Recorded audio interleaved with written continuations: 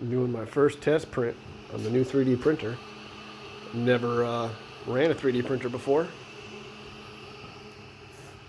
So of course, gotta use the boat, right? Even cooler thing is it's running off the solar generator. Right now it's pulling 13 amps, 15. Highest I've seen it up to is 28 when it was preheating the bed. But it's kind of cool. My solar generator is powering my 3D printer. You can see cord to printer. That's pretty sweet.